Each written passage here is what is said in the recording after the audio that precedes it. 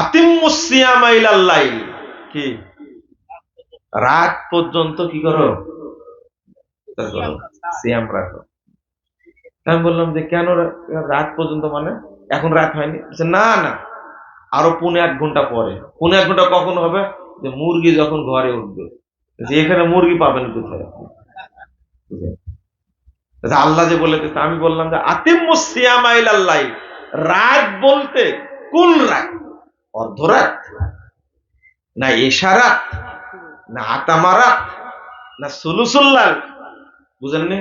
না সুবে কাজেব, না সুবে সাদেক, না ফজর? কোন রাত? পুরোটাই রাত, তাই না?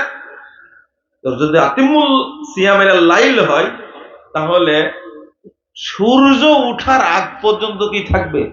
রাত থাকবে। কোন রাত বলেন? চলছে 1.5 ঘন্টা। দলিল বুঝতে পারছেন না? রাত হয়ে যাবে 1.5 ঘন্টা হলে। আমি বললাম রাত বলতে কি অর্ধরাত, এশা, মাগরিব, না কোনটা? বলে আবার 1.5 ঘন্টা।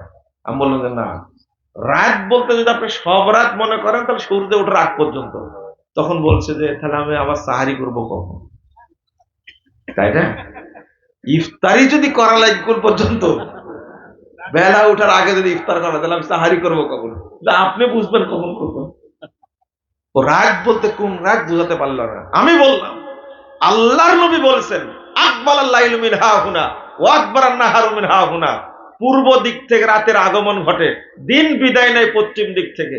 ফাইদা বারাবাতি শামস ফাকাদ আফতারাস সাইম, 1954 নম্বর হাদিস। যখনই সূর্য ডুববে তখনই সায়েম ইফতার করবে।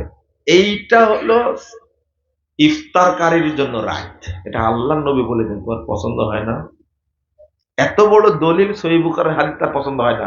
ওই ইফতার করবে কয়টা পর্যন্ত? রাত পর্যন্ত। রাত বলতে কতটুকু? মুরগি যখন ঘরে ওঠে। 1.5 ঘন্টা। হ্যাঁ, 1.5 ঘন্টা। দলিল আছে এর কথা? আপনারা কি রাখলেন? এই আয়াতের ব্যাখ্যা আল্লাহ নবী কি দেননি?